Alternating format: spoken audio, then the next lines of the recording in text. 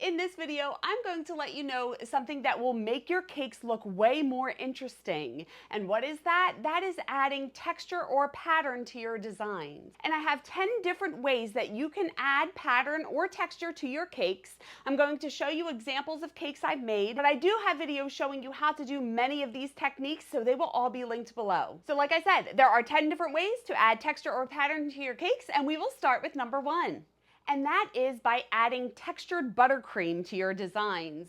Now, I do this in a couple different ways. The first way would be a stucco buttercream, and this was actually one of the first videos that I posted. And that is just by taking a piece of plastic wrap, dipping it in some icing, and tapping it along the side of your cake to give a texture that looks like this. So you see the middle tier of this cake and also the bottom tier of this cake both have that stucco textured buttercream. And also, instead of tapping it against the cake, you can run it against the cake to get this really cool pattern. And I do have a video showing you how I do this that will be linked below. And the thing that I love about this textured buttercream is that it hides any imperfections in your icing. So if you see that I use this textured buttercream on my cakes, most of the time it's because I couldn't get my icing to look perfect. So I did it in this cake, which I do have a video showing you how I decorate this, and that will be linked below. And I did it on the top 2 tiers of this woodland animals cake.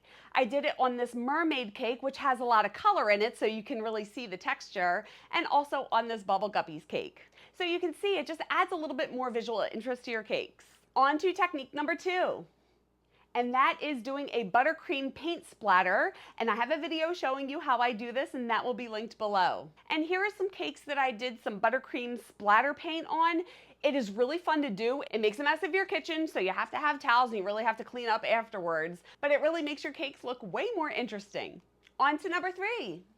And that is using impression mats. Now, impression mats can get a little tricky. I only work with American buttercream. That is a crusting buttercream, so if you stick an impression mat against it, it's not going to stick.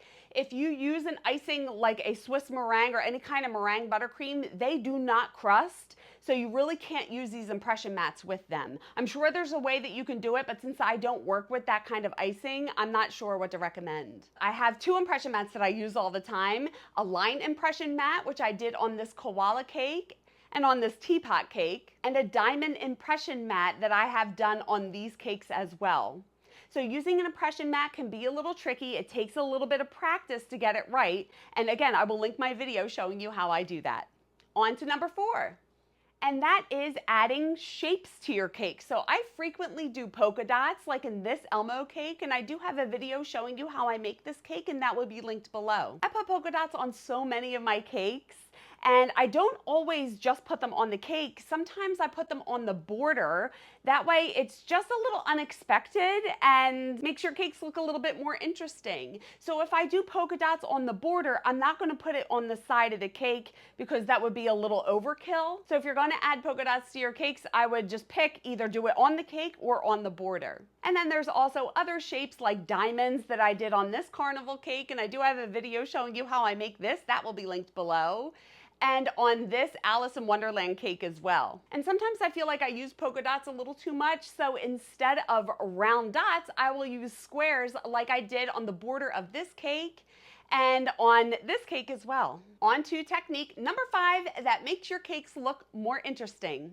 And that is doing stripes. And there are many ways that you can add stripes to your cake. The most common ways that I do it is either doing vertical stripes like on this bunny cake or this religious cake, or I would do horizontal stripes like I did on this Sweet 16 cake and this melanin cake. And you can see I don't only have the stripes around the tier, I also added the stripes to the number and the name. And I do have a video showing you how I do that, and that will be linked below. The 6th technique that can make your cakes look more interesting by adding pattern or texture is by using ruffles or waves. Now I do both. Usually I will use waves if it's like a under the sea or beach theme, and I'll save ruffles for a more feminine feel. So I used waves on these cakes. Now this mermaid cake has a water or beachy feel. That's why I went with the waves, and same thing for this one as well. And then I also decided to do some waves on a cake like this. Now this isn't a beach theme. It just adds a little bit of texture to the cake.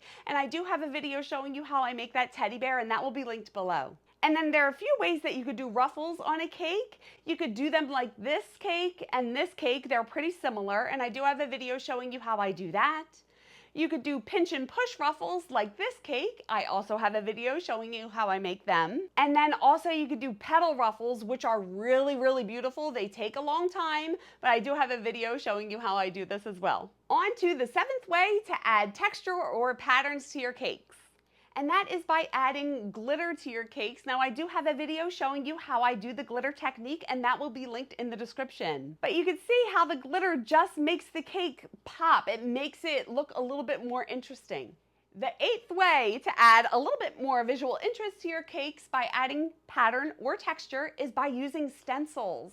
And I do have a video showing you how I use stencils on a buttercream cake, and I will link that below. I do buttercream stencil. You could do it on a buttercream or a fondant cake. And it can get a little tricky to do. It takes a little bit of practice, but once you get it, it looks so cool. So look at these cakes that I did that have stenciling on them. And I don't always wrap the stencil around the cake. Sometimes I just do some stenciling in certain areas, like on these cakes. On to number 9. And that is by adding jimmies or sprinkles. And I always say, I'm from Philly, we say jimmies to your cakes. And you can see how these cakes are pretty simple. They're just ice and buttercream. They have a name and are just decorated with the jimmies. But the jimmies just add a texture and visual interest to the cakes. And the 10th way that I add texture or patterns to my cake is by matching the texture or pattern to the theme.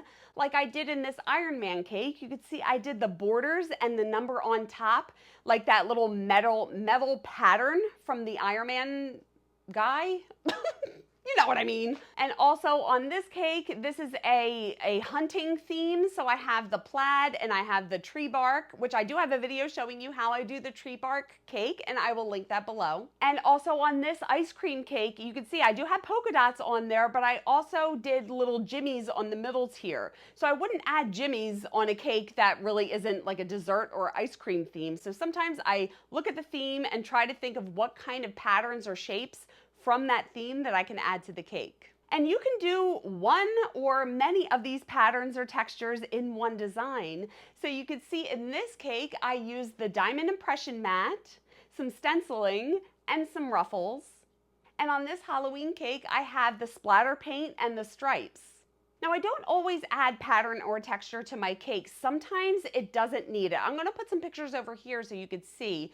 But these designs wouldn't look right with polka dots or stripes or ruffles or any of the ones that I mentioned before. So you need to be able to figure out when it's appropriate to add something like this. But I would say most of my cakes have at least one, if not more, of these patterns or textures in them. So there you go. I hope this helped you guys out. Just try to think of something a little different that you can do in the background of your cake just to make it look a little bit more visually interesting and to make it look more professional. So I hope that helped. If you have any questions or comments about this, leave it below.